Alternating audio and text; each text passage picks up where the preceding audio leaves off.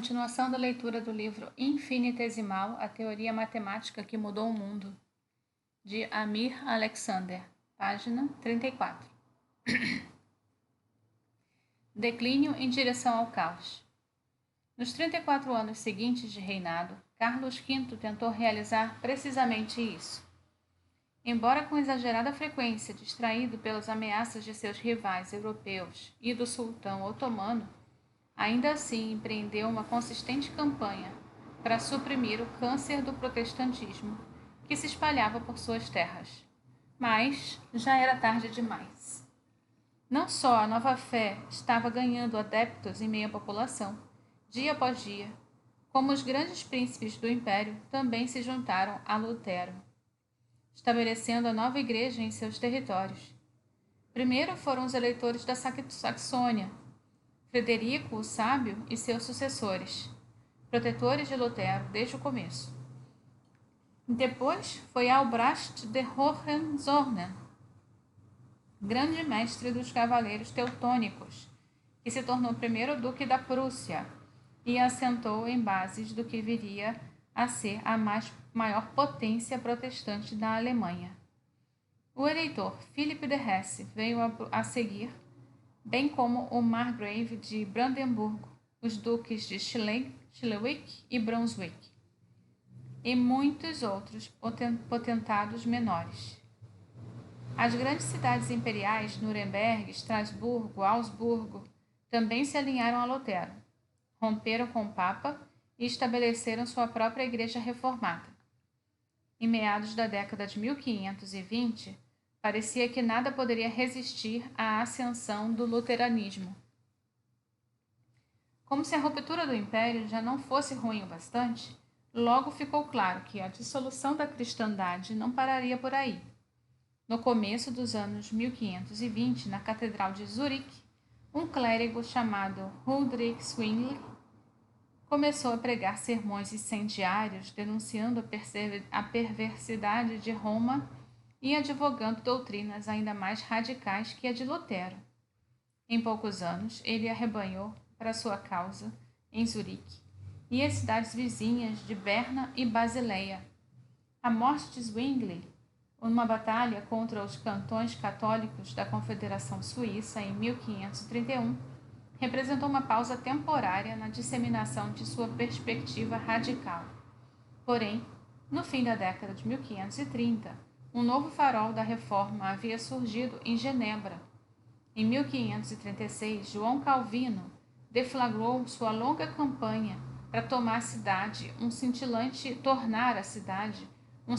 exemplo da mais pura fé protestante e de justa moralidade pública e pessoal.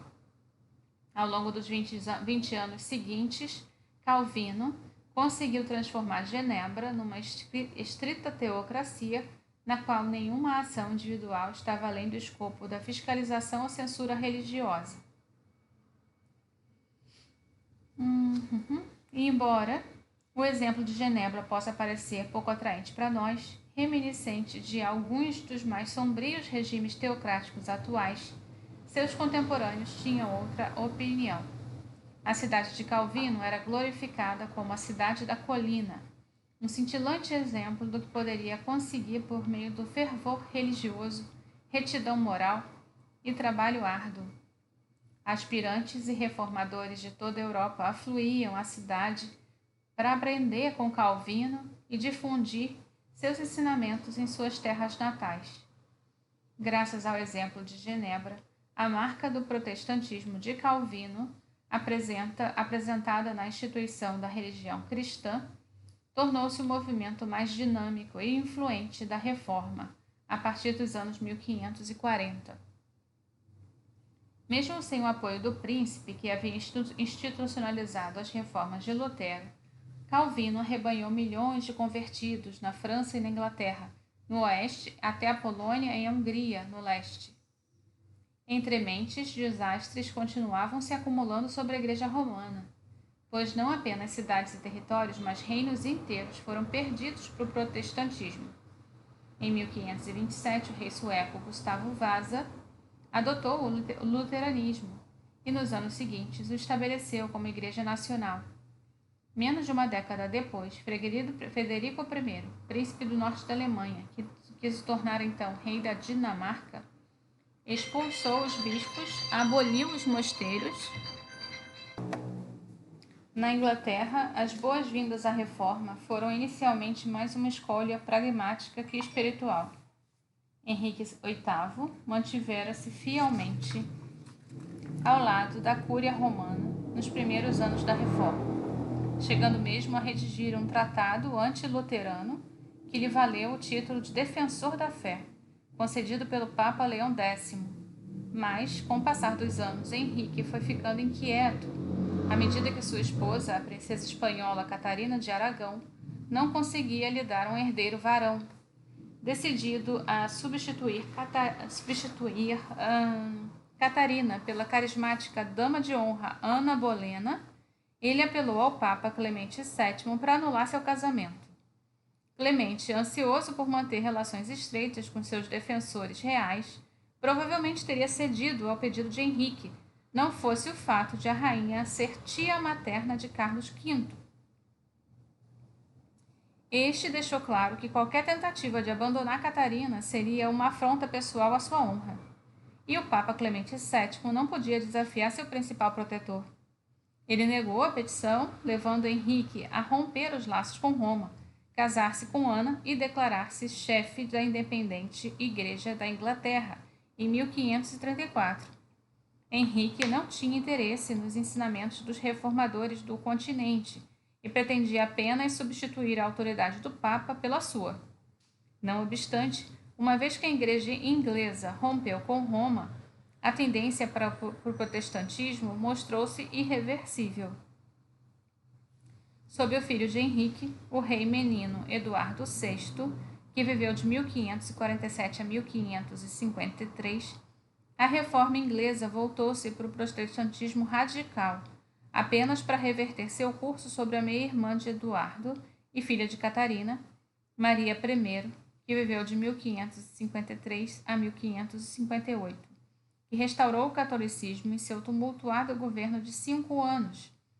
Só quando a filha de Ana Bolena, Elizabeth I, que viveu de 1558 a 1603, ascendeu ao trono, o protestantismo foi estabelecido como religião oficial de uma vez por todas.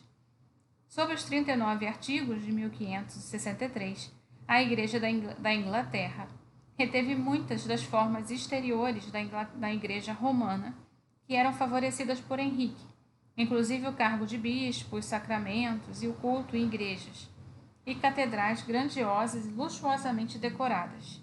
Do ponto de vista doutrinário, porém, a Igreja da Inglaterra não olhava para Roma, e sim para Genebra, adotando os ensinamentos centrais de João Calvino. Para Santa Fé, a Inglaterra estava irremediavelmente perdida. À medida que a reforma se espalhava, logo ficou claro que a verdade religiosa estava longe de ser a única coisa em jogo. Com o Papa denunciado, o imperador ignorado e todas as autoridades estabelecidas questionadas e escarnecidas, a ordem social passou a ser observada, a ameaça de revolução pairava no ar. Reformadores respeitáveis como Lutero e Calvino, e reis e príncipes conservadores que o apoiavam, lutaram fortemente para conter as paixões revolucionárias liberadas pela Reforma, mas nem sempre com sucesso. Já em 1524, os camponeses do sul da Alemanha levantaram-se em revolta contra os seus príncipes, exigindo mais liberdade e maior participação do governo na terra. Declararam-se seguidores de Lutero, acreditando que a derrubada da autoridade espiritual da Igreja Romana era apenas o prelúdio do debate da ordem social e política que ela sustentava. No entanto, o socialmente conservador Lutero ficou horrorizado pelo que via como um profundo mal-entendido e mau uso das suas doutrinas, e denunciou ferozmente a rebelião no folheto, contra as hordas assassinas e salteadoras dos camponeses. Embora o levante tenha sido esmagado em menos de um ano pelas forças combinadas de príncipes católicos e protestantes, o medo de que a reforma religiosa pudesse significar revolução social já havia fincado raízes. O temor de um levante social continuou a assombrar, à medida que mais e mais reformadores e pretensos profetas questionavam abertamente as verdades estabelecidas, desafiando a autoridade dos poderes constituídos. Muitos eram pacíficos, como o reformador de Estrasburgo, Martin Bucer, ou os santos andarilhos Caspar von Schweikirch e Sebastian Frank, mas outros não. Thomas Müntzer foi um dos principais seguidores de Lutero, até romper com ele pela sua adesão ao poder dos príncipes e à ordem social existente. Em 1524, Müntzer juntou-se à rebelião dos camponeses, pregando para que seus seguidores que o fim dos dias estava próximo e clamando pelo sangue dos príncipes. Foi capturado em 1525, torturado e morto, mas seu legado ainda se fazia sentir 10 anos depois, quando um grupo de anabatistas radicais tomou o controle da cidade de Münster, no noroeste da Alemanha. Ao contrário dos reformadores nas correntes principais, cujas igrejas incluíam todos os membros de uma comunidade, os anabatistas insistiam em que apenas eles eram os eleitos, a verdadeira igreja de Deus, excluindo todos os demais. Em Münster, mostraram exatamente quanto pode ser perigosa uma doutrina dessa quando tem acesso ao poder terreno. Sob a liderança de Jan Bockelson de Leyden, os anabatistas impuseram um reino de terror à cidade, matando e expulsando quem atravessasse seu caminho. Quando o ex-bispo católico de Münster, apoiado pelo eleitor luterano de Hesse, sitiou a cidade, Bockelson declarou-se o Messias, aboliu a propriedade privada e instituiu a poligamia. Em 1535, as forças do bispo e do príncipe finalmente venceram a feroz resistência dos fanáticos seguidores de Bockelson e reclamaram a sangrenta vingança dos anabatistas e qualquer um que remotamente suspeito de associação com eles. Pela Europa, contudo, o temor de um colapso iminente de toda a hierarquia e ordem social apenas se aprofundava. Para muitos europeus, naqueles anos, parecia que os demônios do inferno haviam se levantado do mundo inferior para espalhar sofrimento e confusão sobre a terra. A velha igreja, que dera significado, consolo e certeza a seus membros desde tempos imemoriais, estava sendo dilacerada por um número cada vez maior de credos concorrentes. Todo dia parecia trazer mais notícias de terras nas garras de turbilhão religioso, com toda a verdade contestada e toda a certeza desaparecida. A ruptura da igreja foi seguida pela divisão política, pois os príncipes católicos e protestantes se confrontavam em decorrência da divisão religiosa.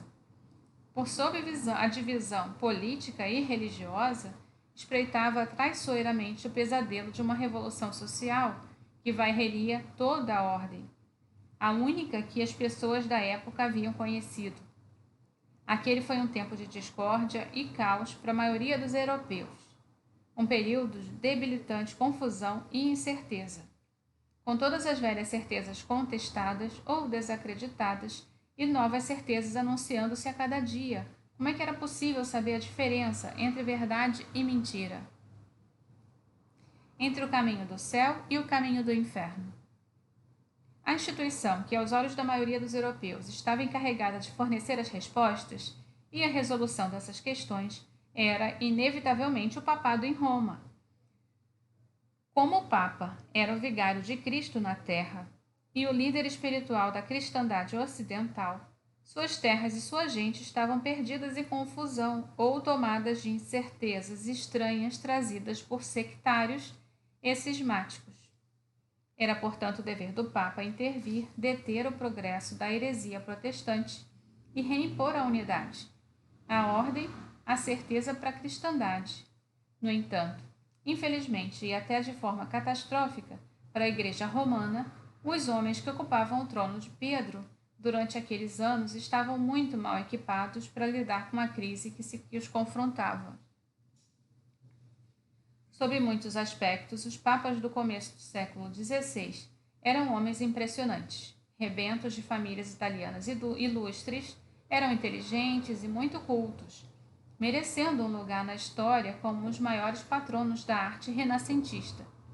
Os papas Júlio II, de 1503 a 1513, Leão X, de 1513 a 1521, Clemente VII, de 1523 a 1534, e Paulo III, de 1534 a 1549, encomendaram pinturas, afrescos e esculturas de Michelangelo, Rafael e Tiziano, igrejas e palácios dos arquitetos Sangallo e Bramante.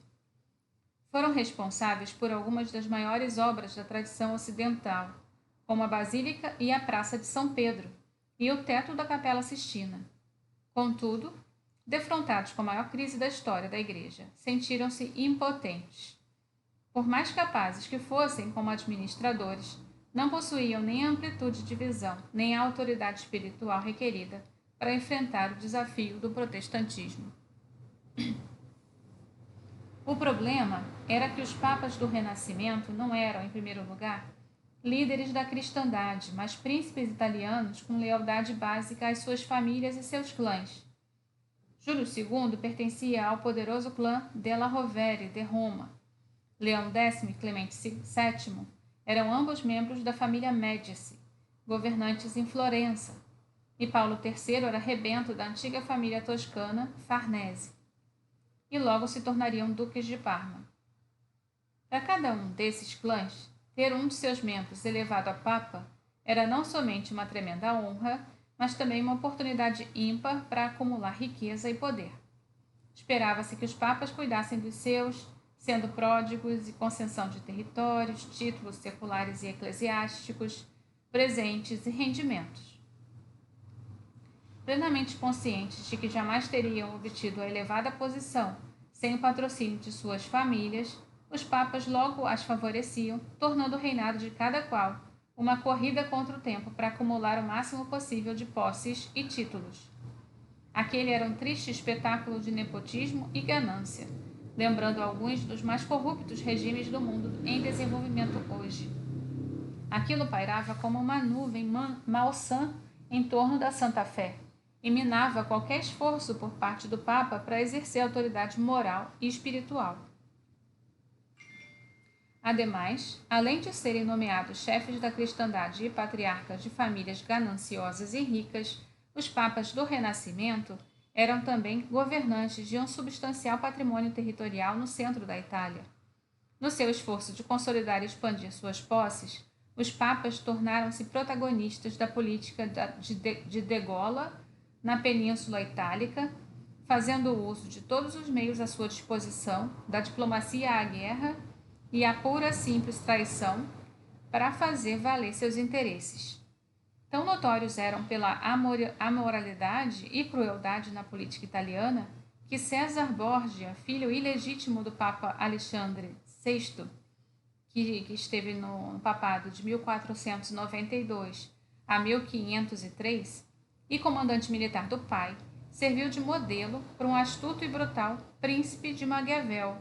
O livro O Príncipe.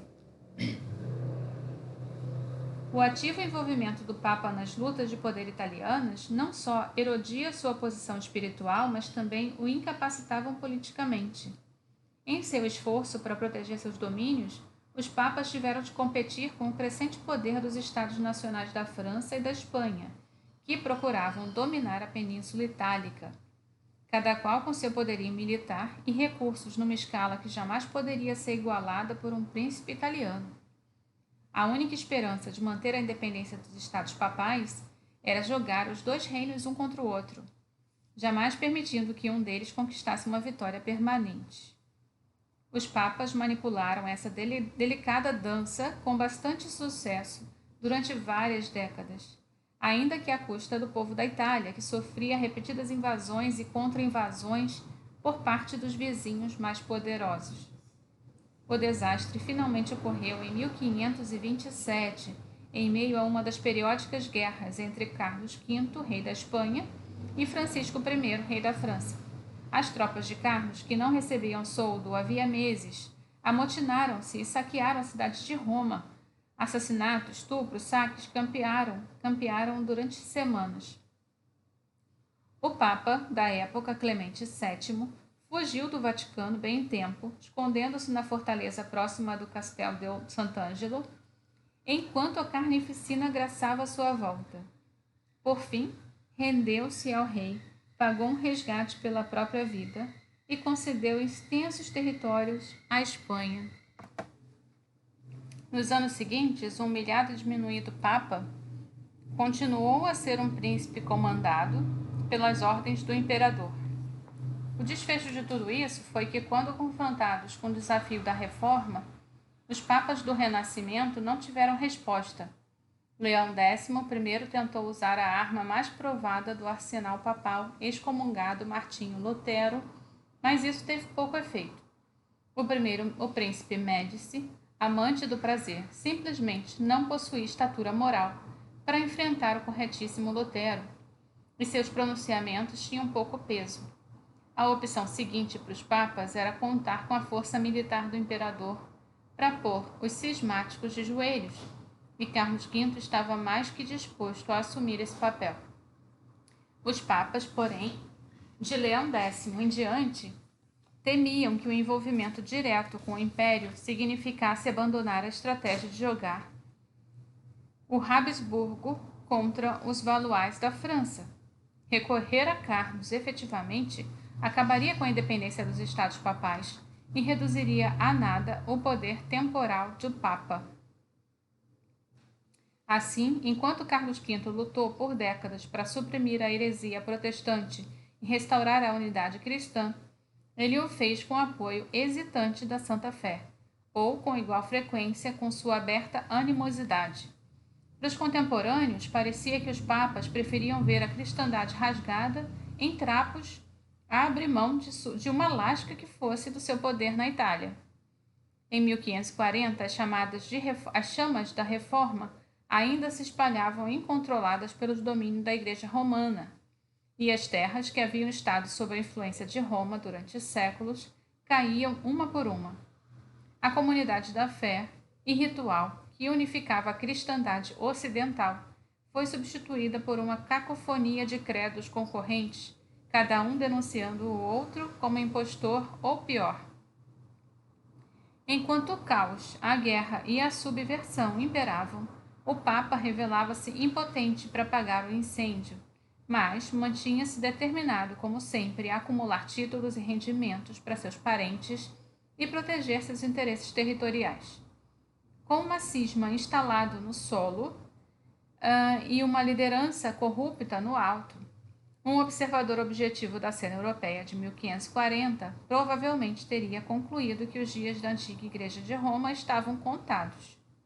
Mas, em 27 de setembro daquele ano, no auge da tormenta, o Papa Paulo III deu um pequeno passo administrativo que parecia ter pouca relação com os grandes acontecimentos do dia. Aprovou a petição de um grupo de 10 padres para formar uma companhia religiosa dedicada a servir o Papa e a Igreja. Embora pouco notado na época, pode ter sido o passo isolado mais importante dado pelo papado para salvar a Igreja Romana da dissolução. Na bula, anunciado a nova ordem, Paulo também aprovou o nome requisitado pelo grupo para sua nova associação. Eles a chamariam Companhia de Jesus. Termino aqui na página 42. Até a próxima. Tchau, tchau.